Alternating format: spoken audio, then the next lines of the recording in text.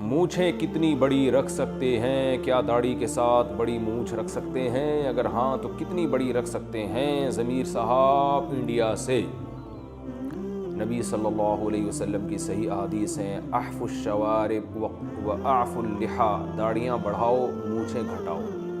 حدیث میں تین طرح کے الفاظ آتے ہیں مونچھوں کے بارے میں۔ ایک سب سے ایک الفاظ ہے قص الشوارب، قص کا معنی ہوتا ہے قص یا قصو کا معنی کاٹنا۔ ایک ہوتا ہے احف الشوارب، احفا کا معنی ہوتا ہے بہت زیادہ کاٹنا، یعنی مبالغہ کر دینا، احفا غلو کرنا کاٹنے میں۔ اور بعض الفاظ حدیث کے ہیں جس میں حلق کا بھی ذکر کرتا ہے، جو امام طحاوی رحمہ اللہ نے ذکر کی ہے، اگرچہ وہ روایات کم ہیں اور بعض حضرات نے اس کی سند پہ بھی کلام کیا ہے، لیکن احفا تو بہرحال ثابت ہے۔ احفا کا معنی جڑ سے، یعنی بہت چھوٹی کرنا۔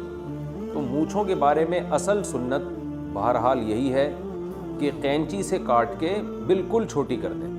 اور عبداللہ بن عمر رضی اللہ تعالی عنہ، جو نبی صلی اللہ علیہ وسلم کے حلیے میں آپ کی بہت زیادہ مشابہت اختیار کرتے تھے، ان کے بارے میں بھی یہی ہے کہ وہ قینچی سے مونچھیں اتنی تراش دیا کرتے تھے کہ بالکل کھال جو ہے وہ نظر آنا شروع ہو جاتی تھی، اس کی سرخی نظر آتی تھی۔ تو افضل تو یہ ہے۔ باقی جائز یہ بھی ہے کہ مونچھیں رکھی جائیں، بہت سے صحابہ مونچھیں رکھا کرتے تھے، تو اگر یہ ناجائز عمل ہوتا مونچھیں رکھنا تو آپ صلی اللہ علیہ وسلم ان کو منع کرتے۔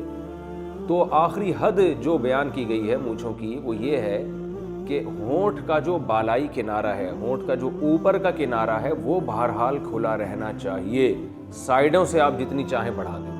سبالتین کہا جاتا ہے، یہ جو مونچھوں کے کنارے نکلے ہوئے ہوتے ہیں ان کو سبالتین۔ تو حضرت عمر رضی اللہ تعالیٰ عنہ کی جو سیرت ہے اس میں ہے کہ حضرت عمر کی بڑی مونچھیں تھیں، رکھ سکتے ہیں، اس میں کوئی حرج نہیں ہے، لیکن یہ جو ہونٹ کا جو اوپر کا کنارہ ہے یہ بہرحال کھلا ہونا چاہیے۔ مونچھ نیچے سے اتنی بڑی نہیں ہونی چاہیے مونچھیں کہ پانی پی رہے ہیں تو آپ بال اس کے اندر تیرنا شروع کر دیں، کھانا کھا رہے ہیں تو روٹی کے نوالے اس میں پھنسنا شروع ہو جائیں، اور جو ایک عجیب سا حساب ہوتا ہے کہ سر کے بال بھی بہت بڑے ہیں، داڑھی بھی بہت بڑی ہے، مونچھیں بھی بہت بڑی ہیں، تو اکثر میں لوگوں سے کہتا ہوں ایسا لگتا ہے کوئی بندہ جھاڑیوں سے جھانک رہا ہے۔ تو یہ کنڈیشن نہیں ہونی چاہیے۔ تو افضل تو یہی ہے کہ جو نبی کے ظاہری الفاظ ہیں احفا، اس پر عمل کیا جائے۔ اور بلیڈ کا استعمال بھی جائز ہے، مگر بعض فقہا نے اس کو مکروہ لکھا ہے، تو فقہ حنفی میں بالکل جائز ہے، بلیڈ سے بھی آپ مونچھیں صاف کر سکتے ہیں۔ لیکن اگر کوئی فقہا کے اختلاف سے بچنے کے لیے احتیاط پر عمل کرنا چاہے تو بھی ٹھیک ہے، تو قینچی سے چھوٹی کر لے۔